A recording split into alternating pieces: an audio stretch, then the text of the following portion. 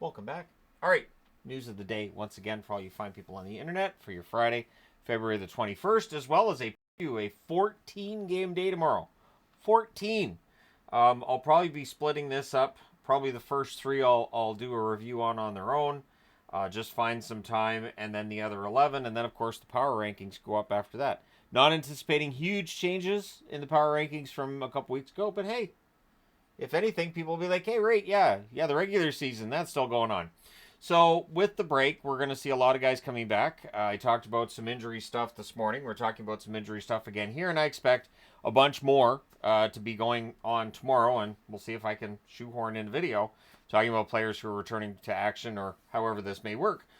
So starting at the top of the board, Boone Jenner and Kirill Marchenko coming back to the Columbus Blue Jackets lineup, both of them activated off injured reserve. This is great news for the Columbus Blue Jackets, for their fans, and for their push towards potentially making the playoffs this year, which I think would be great for Columbus. But either way, that's how things are now with their injury situation.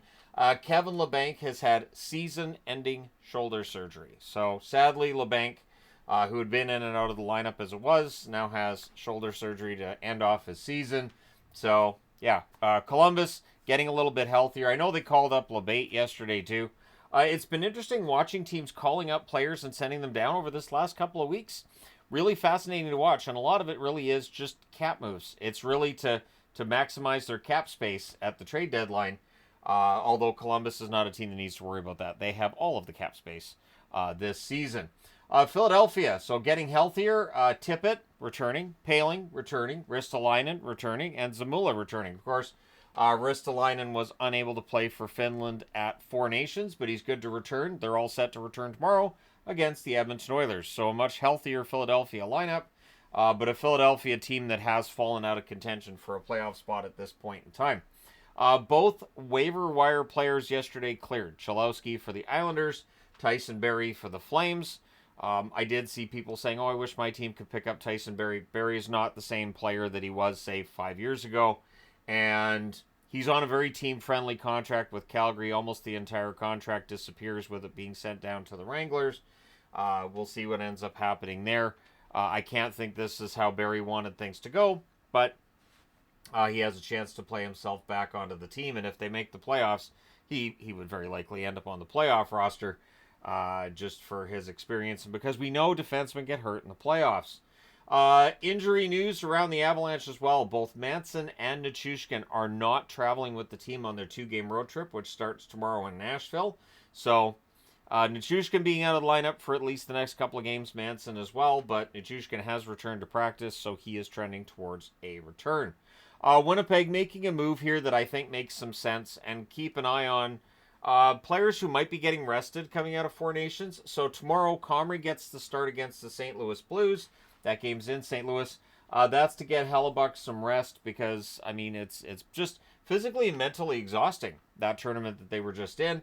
Josh Morrissey, who missed last night's championship game due to illness, will not play tomorrow either. So all the best to Morrissey. It feels like the illness is getting around the entire National Hockey League and has been for a while, and it could very well affect where teams stand at the end of the season, just with how long we've seen players dealing with illness and teams just having to try to get a roster together because a bunch of guys get sick in the room at the same time.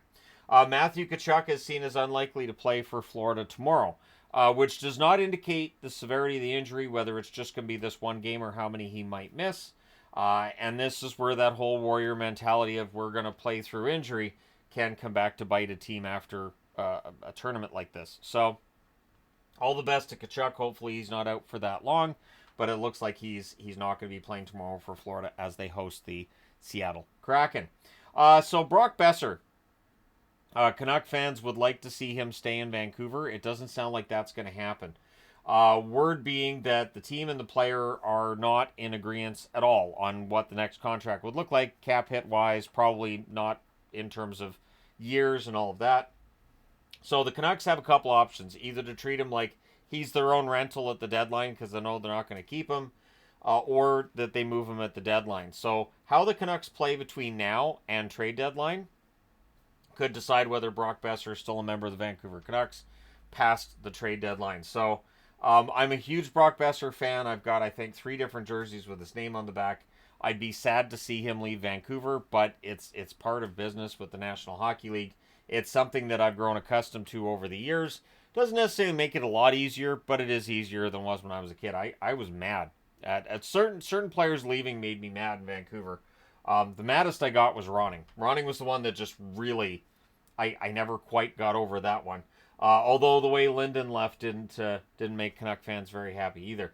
But anyways, all the best to Boeser, and maybe they sit down and work something out. I mean, until he's either traded or until he's left the team as a free agent, there's always the chance that the team and the player could sit down and work it out. I don't think it's going to happen, but you never know. It can. Yeah, it can. All right. So 14 games. Let's get into it. 12:30 Eastern. So this is 9:30 a.m. Pacific.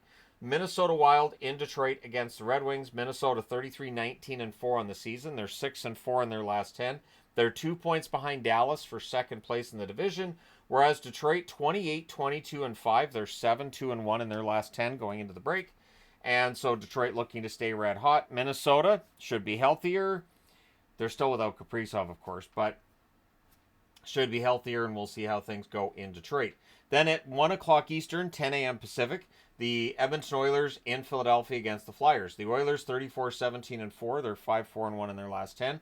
They're tied with Vegas at the top of the Pacific Division, whereas Philadelphia 24-26-7. So they've fallen out of contention for a playoff spot. They're 3-6-1 in their last 10 games.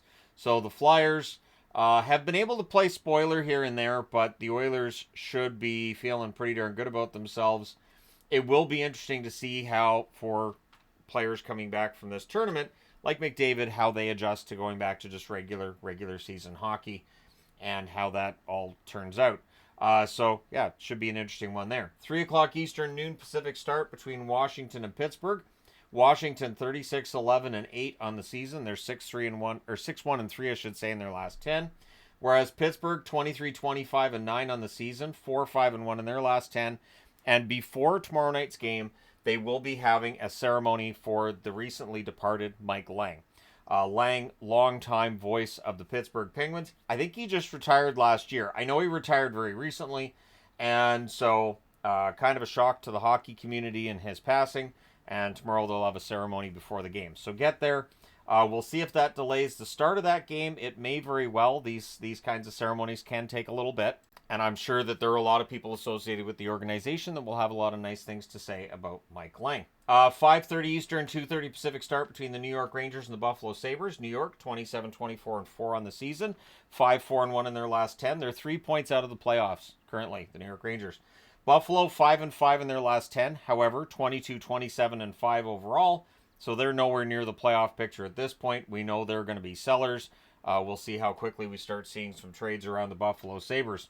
And then at 6 Eastern, 3 Pacific, we have 3 games starting then.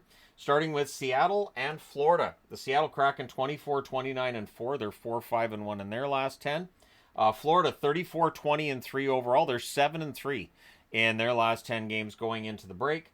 Florida, of course, likely to be without Tkachuk. We'll see how many of their players are banged up. They had a lot of players go to Four Nations, so either you have all these guys playing at a really high tempo and they're really excited to go out and play again, or you might have some guys who are banged up and it might be a little more difficult for them to get back up to speed. Maybe you have a little bit of both. But Florida's going to be a team to watch from here going forward. 6 Eastern, 3 Pacific start between Dallas and the New Jersey Devils. Dallas 35-18-2 on the season. They're 7-2-1 in their last 10 games. Dallas playing very well going into the break. New Jersey 31-20-6 overall. They're 5-5 in their last 10. And they're 2 points behind Carolina for second place in the Metro Division. 6 Eastern, 3 Pacific start as well between Colorado and Nashville. The Avalanche 33-22-2. They're 5-4-1 in their last 10. They're only 2 points behind Minnesota for third place in the division. So while Winnipeg has a pretty hefty cushion at the top of the division, Dallas, Minnesota, Colorado are all pretty tightly bunched there. Nashville 19-28-7 overall. They're 4-6 in their last 10 games. They're not tightly bunched towards the playoffs at all. We must be getting closer to spring because my allergies are acting up. Anyways, 19-28-7 the record for Nashville as they continue to move along towards the trade deadline. We'll see who ends up being jettisoned at that point. Then we get to 7 Eastern, 4 Pacific. We have 5 games starting then. So most of the games are going to be done early tomorrow. It will be pretty busy here, but nothing I shouldn't be able to keep up with. 7 Eastern, 4 Pacific start between Anaheim and Boston. For the Ducks, they're 24, I should say. 24-6 on the season. 6-3-1 in their last 10. Playing well against a Boston team that they're 1 point behind the playoff spot now. 27-24-6 record, 5-5 in their last 10. So Anaheim playing better than Boston going into the break. We'll see if that remains the case after the break. Some of the teams that were very hot going into this 2 weeks off could struggle, and some teams that were struggling may love the break and might get better. So I think there's some unpredictability in how things are going to go starting tomorrow. But yeah, Boston, Anaheim, that should be an entertaining game. 7 Eastern, 4 Pacific start between Carolina and the Toronto Maple Leafs. The Canes, 33-19-4 on the season. 6-3-1 in their last 10. On the Toronto side, they're 33-20-2. 6-4 in their last 10. They are 3 points back of Florida for top spot in the Atlantic Division. So if you're a Toronto fan, tomorrow you're also cheering for Seattle to win in Florida so that they can get within a point if they get that win over Carolina. 7 Eastern, 4 Pacific start between the Montreal Canadiens and the Ottawa Senators. Montreal 25-26-5 overall. 2-7-1 in their last 10 games. Ottawa 29-23-4 overall. They are 5-5 in their last 10 games. Ottawa, they need to keep up the winning because there's a lot of teams trying to get into a playoff spot. And while Ottawa looks pretty well positioned to make it to the playoffs, again, we could see things really change coming out of the break. So they need to beat Montreal, a Montreal team that was struggling before the 2 weeks off took place. 7 Eastern, 4 Pacific start between the Chicago Blackhawks and the Columbus Blue Jackets. Chicago 17-31-7 overall. They are 3-3-4 in their last 10 games, playing spoiler well. Columbus 4-5-1 in their last 10. Overall, they're 26-22-8. They're 1 point back of a playoff spot. There's a couple of pieces of good news here. First off, Columbus is much better at home than they are on the road. And secondly, Chicago is a game that should be highly winnable for Columbus. So with a win and a little bit of help from elsewhere, Columbus could find themselves above the playoff line at this time on Sunday. We'll just say on Sunday. I would say at this time tomorrow, but the game won't have even started at this time tomorrow. So there you go. 7 Eastern, 4 Pacific start between the Winnipeg Jets and St. Louis Blues. Winnipeg 39-14-3. 8-2 in their last 10. With Hellebuck resting, it means we don't get Hellebuck versus Binnington again, which is kind of too bad because that would have been fun. But Binnington and the Blues, 25-26-5 on the season is the team. They are 3-6-1 in their last 10. Who knows? Maybe Binnington having a good end to that tournament. Maybe he has a really strong run the rest of the way. The playoffs are not that close for St. Louis, but nobody's really running away with the playoffs in the West either. And then the two later games. First off at 9 Eastern, 6 Pacific, the LA Kings at home against Utah. Utah 24-23-9 overall, 4-4-2 in their last 10 games. LA also 4-4-2 in their last 10, but they're 29-17-7, pretty comfortably above the playoff line. But the LA Kings, one of the best teams in the league at home, and Utah needing to get on a bit of a streak here if they're really and truly going to end up back in the race for a playoff spot. 10 Eastern, 7 Pacific. The final game of the night is Vancouver in Las Vegas to play the Golden Knights. For Vancouver, they're 26-18-11, but they're 6-3-1 in their last 10 games. They were playing well going into the break. You have to think they're not going to have Quinn Hughes. He's been in a non-contact jersey throughout the time they've been off, so I don't think Hughes is coming back for that one. But we'll see. If he can play, he will.